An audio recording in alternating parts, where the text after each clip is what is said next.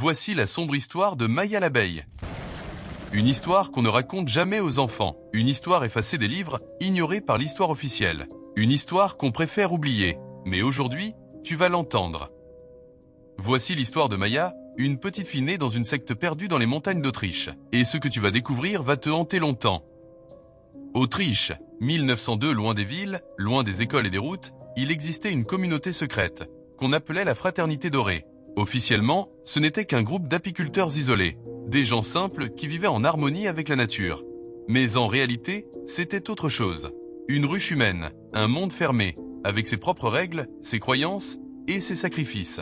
La fraternité vivait dans une vallée cachée, entourée de montagnes et de forêts profondes. Aucun étranger ne montait jusque-là. Les rares curieux qui osaient s'y aventurer repartaient vite. Certains disaient qu'il y avait quelque chose dans l'air là-haut, une odeur étrange, une tension dans l'atmosphère, et surtout, un silence trop parfait. La fraternité était dirigée par une femme mystérieuse. Elle n'avait pas de prénom. On l'appelait la reine. Elle portait toujours une longue robe dorée et parlait avec douceur. Mais dans ses yeux, il y avait quelque chose de glacé. Les adultes la vénéraient comme une déesse vivante. Ils disaient qu'elle était la voix des abeilles, qu'elle comprenait leur langue, qu'elle était née avec le don sacré du bourdonnement intérieur. Ils l'écoutaient, obéissaient, et surtout, ne doutaient jamais. Dans cette secte, les enfants n'étaient pas élevés comme ailleurs. Ils étaient appelés les ouvrières. Pas d'école, pas de jeux, pas de dessin, pas de rire. Leur vie était réglée comme celle d'une ruche. Réveil au lever du soleil, prière du matin, tâches de nettoyage, chants religieux, soins aux abeilles, et silence absolu. Chaque enfant portait une tunique jaune. Chaque enfant avait un numéro cousu dans le dos. Et chaque soir, ils devaient noter dans un petit carnet ce qu'ils avaient fait de bien et de mal. Maya, elle, était spéciale. Depuis bébé, on disait qu'elle avait eu l'énergie du nectar. Elle était sage, toujours souriante, très obéissante. La reine l'aimait particulièrement. Elle disait d'elle, « Maya est l'exemple parfait. Elle sera un jour un pont entre les hommes et les abeilles. » Mais Maya, malgré son calme, observait tout. Elle écrivait des choses dans son carnet que personne ne voyait. Des dessins, des rêves, des peurs. Elle était curieuse, trop curieuse. Un jour, tout a changé. Maya avait 12 ans. Sa meilleure amie, Anna, une petite fille plus vive, plus rebelle, avait commencé à poser des questions. Pourquoi on n'a jamais vu le bas de la montagne? Pourquoi les adultes ne parlent jamais de l'extérieur? Pourquoi certains enfants partent et ne reviennent jamais? Maya n'osait pas répondre. Mais elle écoutait. Un soir, alors que tout le monde dormait, Maya a vu deux adultes en tenue d'apiculteur, des combinaisons noires avec des gants et des voiles, emmener Anna, sans bruit, vers une porte interdite. Une porte en métal rouillé, au sous-sol du temple principal. Anna s'est retournée une dernière fois. Elle a regardé Maya, puis elle a disparu derrière la porte. Le lendemain, la reine a dit que Yana avait été choisie pour la purification. Et Anna n'est jamais revenue. Les jours suivants, d'autres enfants ont disparu. Niklas, Elsa, Timo, un par un, toujours la nuit, toujours en silence. Les adultes disaient que c'était la saison du miel, que c'était un moment sacré, un moment où les enfants les plus purs devaient y servir. Mais Maya n'y croyait plus. Elle sentait que quelque chose clochait. L'odeur dans les couloirs devenait plus forte, plus essayurante. Les abeilles semblaient nerveuses, agitées, et les adultes, eux, devenaient étranges. Leurs yeux étaient plus sombres, leur peau plus pâle. Ils avaient tous des traces de piqûres sur les bras, comme s'ils se laissaient volontairement mordre par les abeilles. Un soir, Maya a pris son courage. Elle a suivi en secret un adulte qui descendait par une trappe cachée. Elle a marché dans un tunnel humide, glacial, où les murs suintaient une sorte de cire. Au bout, elle a découvert la cellule royale. Une salle circulaire, éclairée par des bougies tremblantes.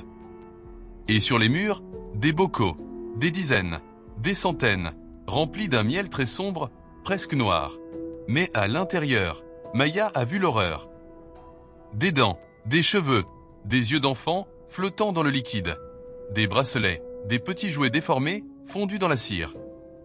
Ce n'était pas du miel ordinaire, c'était un mélange de chair et d'innocence. Les enfants disparus avaient été sacrifiés, leur corps utilisé pour nourrir les abeilles. Et ce miel, considéré comme sacré, était récolté, filtré, puis consommé par les adultes. Ils croyaient qu'il les purifierait, qu'il les rapprocherait de la nature divine. C'était leur croyance, leur fanatisme. Maya, terrifiée, est restée figée pendant plusieurs minutes. Elle avait envie de crier, mais aucun son ne sortait.